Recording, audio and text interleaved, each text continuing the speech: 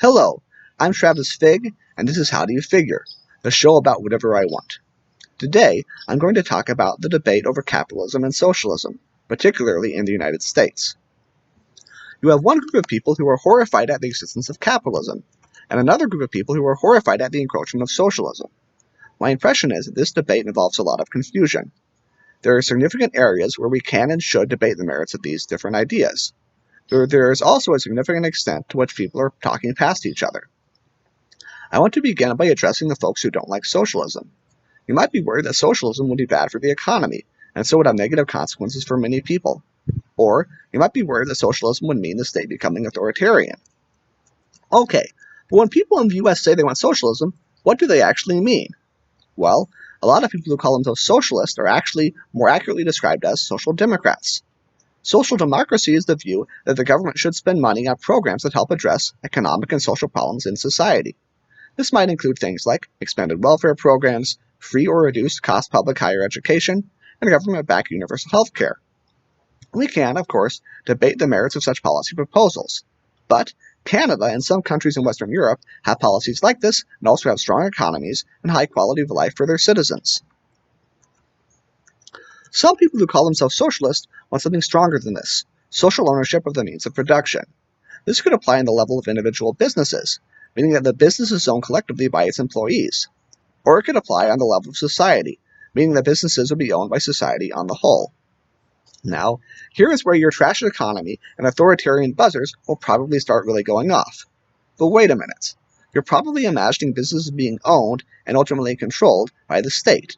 That is, by some group of government officials. This is called state socialism. People in the US who call themselves socialists, but aren't just social democrats, are usually democratic socialists. Under democratic socialism, business decisions are made democratically.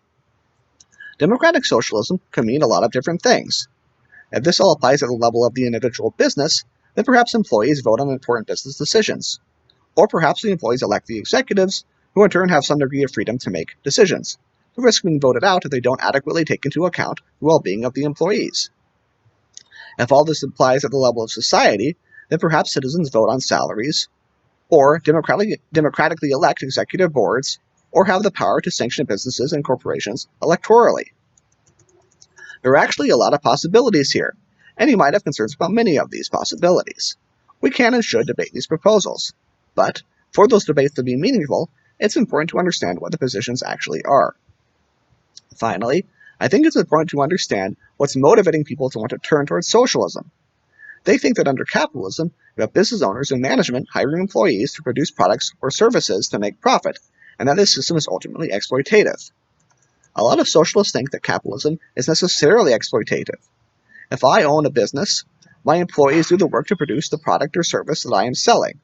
If I make a profit, then I am not paying my employees back the full value of their labor, and thus I am exploiting them. This stands in the way of the workers acquiring the material conditions for living full and meaningful lives. Whether you think this argument is right or not, you have to admit that a reasonable person could find it convincing. Now, putting aside the theoretical case that capitalism is exploitative, it's pretty clear that, in fact, there are problems that need to be addressed. An enormous percentage of wealth in the US is controlled by a very small percentage of the population. The gap between management and employee pay has steadily increased. The median income has not kept up with the cost of living. Meanwhile, the wealthy have ever increased political sway. All this has occurred within our political and economic system. A lot of people have concluded that the problem is with our political and economic system. Our problem is with capitalism.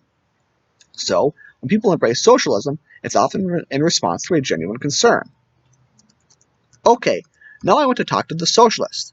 Did you ever think it was strange that a whole lot of people seem to favor an economic system built on the exploitation of workers? It's because they don't. Why do some people want capitalism? Okay, fair enough. Some people want capitalism because they're wealthy and want to hold on to their wealth. And some people want capitalism because they've been taught that socialism is something to be afraid of. That's not what I mean. Why do some people philosophically want capitalism? The short answer is the market. Okay, the central economic problem is this: how do we decide, in a given period of time and with limited resources, what products and services to produce? The market answer to this question goes like this: if I want access to the products and services that I want, I need purchasing power. To acquire purchasing power, I need to produce a product or service that other people want. What goes for me goes for everyone, so you're each compelled to try to provide for one another's wants and needs. This helps provide for the material conditions for us to live full and meaningful lives. Now, you're going to object that in the real world, things very often don't work out this way, and you're right. But the point I'm trying to make is that while socialists basically define capitalism as private ownership of the means of production for the purposes of making profit, for people who favor capitalism, business and making profit is not really the goal.